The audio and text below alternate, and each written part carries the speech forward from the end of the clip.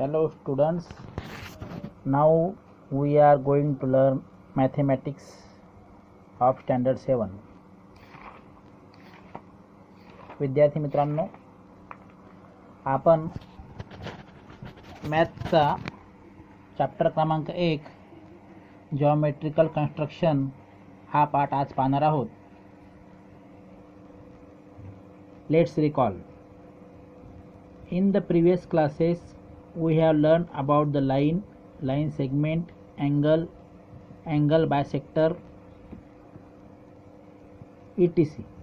We measure an angle in degrees. If angle ABC measures 40 degree, we write it as measure angle ABC is equal to 40 degree. बघा, मागच्या वर्षी शिकलेले आपलं हे, यामध्ये मागच्या वर्षी आपण काय काय शिकलो? आपण शिकलो लाईन सेगमेंट, अँगल बायसेक्टर, हे आपण मागच्या वर्षी शिकलेलो आहोत. तरीसुद्धा आपण त्याची पुन्हा आता उजळणी करूया.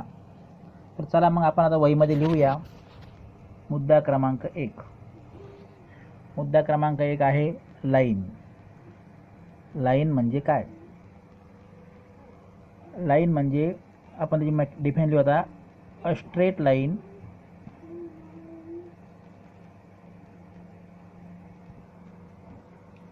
having arrowhead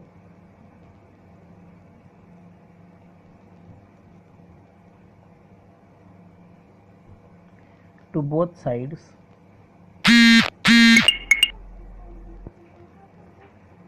showing infinity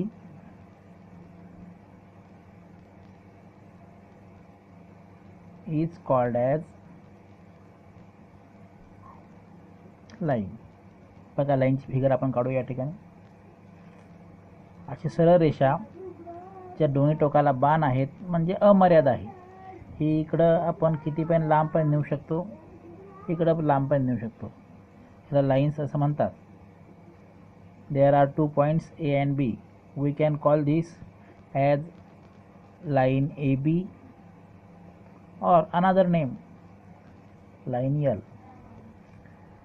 आता दुसरा जो मुद्दा आहे, मागच्या वर्षी शिकलेलो आपण हा सुद्धा, तो आहे लाईन सेगमेंट. लाईन सेगमेंटला मराठीत म्हणतात रेषाखंड. पहा, त्या नावाप्रमाणे रेषाखंड, रेषेचा तुकडा. मग काय लिहितात मागच्या डेफिनेशन आपण याची? कोण सांगू शकतं का? बघा, आता मीच लिहितो. सर्वजण पाहून लिहा. A piece of line having end point to both side is called as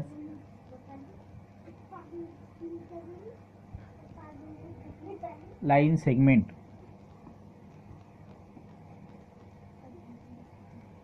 Now we are going to make the figure of line segment. बघा, आता रेषाखंडाची आकृती आपल्याला काढायची आहे. या ठिकाणी बाण नाही आहेत. का नाही बाण? कारण हा आहे रेषेचा तुकडा. आपण याला नाव देऊ AB. ह्याला लिहिणार कसं? रीडिंग सेगमेंट AB असं आपण याचं नाव लिहितो. Then third concept is angle. Angle means कोन, किंवा आपण त्याला मराठीत कोपरा सुद्धा म्हणू शकतो एखाद्या वेळेस. ते डिफिनेशन काय आहे?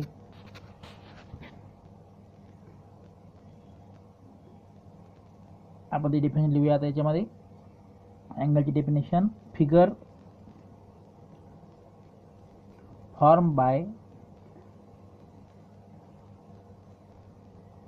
To rays having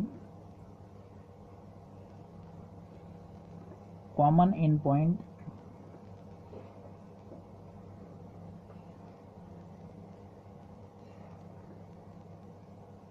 as vertex means शिरोबिंदू, is called as angle.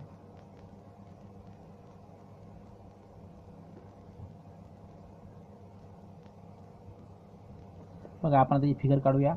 काय सांगितलं ना? Figure form by 2 rays, 2 rays काढायचे आपल्याला या ठिकाणी. हा एक रेज आणि हा एक रे काढला मी, पण हॅविंग कॉमन एंड पॉईंट, यांचा एंड पॉईंट इथे एकच आहे, त्याला आपण व्हर्टेक्स म्हणू.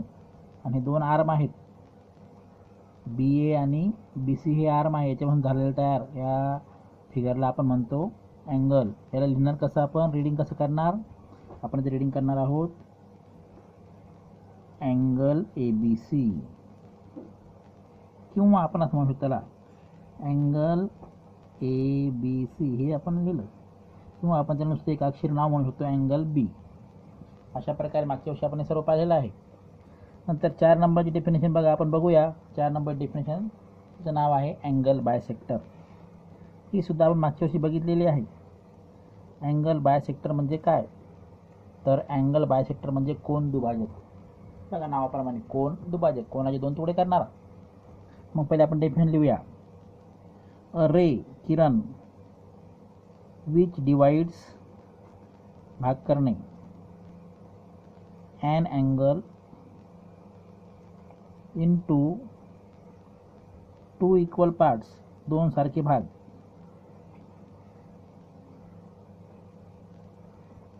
is called angle bisector. म्हणजे असा किरण ज्याच्यामुळे कोणाचे दोन भाग होतात त्याला आपण अँगल बायसेक्टर असे म्हणतो. बघा मी आता तुम्हाला दाखवतो अँगल बायसेक्टर म्हणजे काय.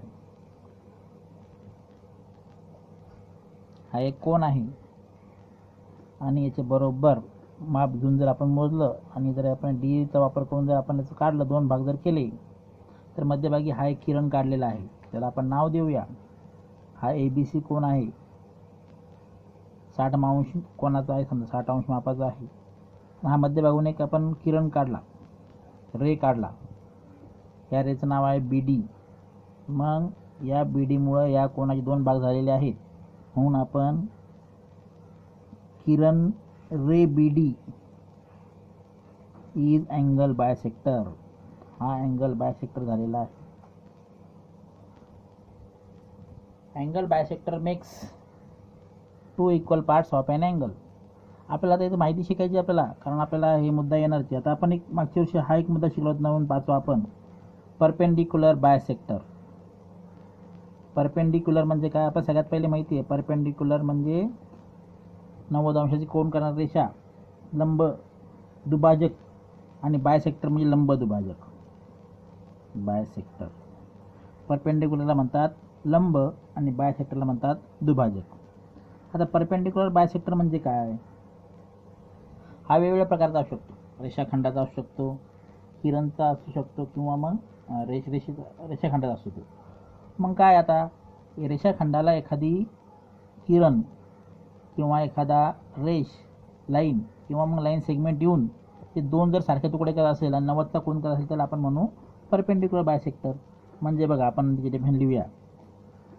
लाईन रे और लाईन सेगमेंट. बघा रेषाखंड, रेषा किंवा किरण which meets line segment, line सेगमेंटला मिळणारा किंवा भेटणारा, स्पर्श करणारा, छेदणारा तुकडा लाईनचा, रेषेचा, at 90 degree making 2 equal parts of segment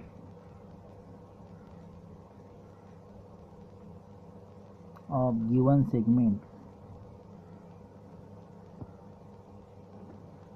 is called as perpendicular bisector.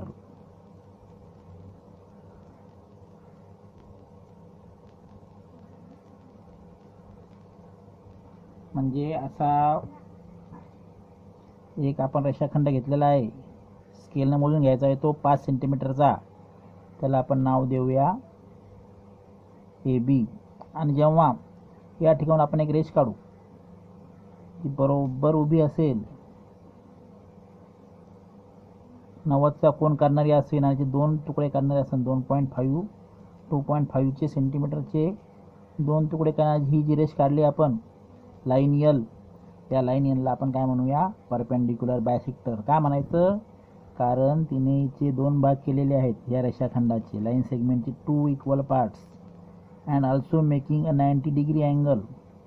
So this line L is called as perpendicular bisector of this line segment.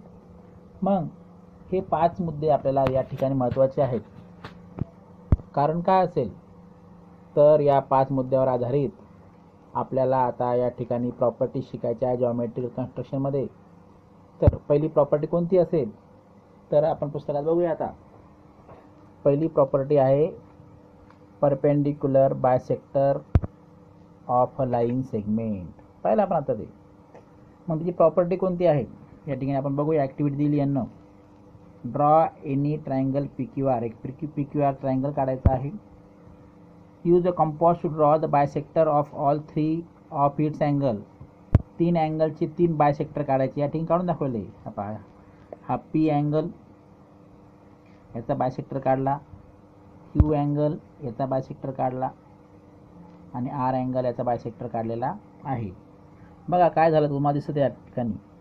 These 3 bisector pass through the same point, that is they are called concurrent. बघा याचा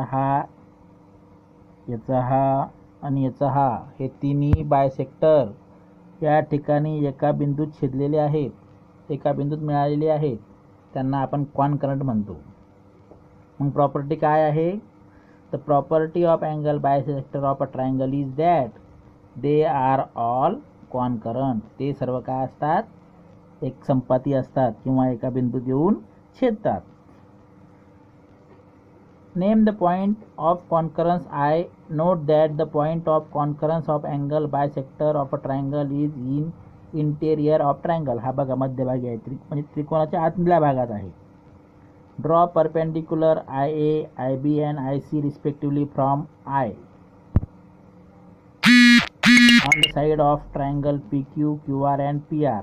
Measure the length of these perpendiculars. Note that IA is equal to IB is equal to IC. आणि या ठिकाणाहून जर आपण perpendicular काढले IA, IB आणि IC तर त्याचं म्हणणं आहे की हे तीनही जे परपेंडिक्युलर काढले आपण इथून या तिघांची लांबीसुद्धा काय असते, सारखी असते. तर आलं लक्षात विद्यार्थी मित्रांनो. तर आज आपण शिकलेलो आहोत पान नंबर 1 स्टँडर्ड 7 मॅथमॅटिक्स चॅप्टर 1 मधलं पान नंबर 1 शिकलेलो आहोत आणि आपण त्याच्यावर आधारित हे 5 मुद्दे शिकलेले आहेत. उद्या आपण आता पान नंबर 2 शिकूया.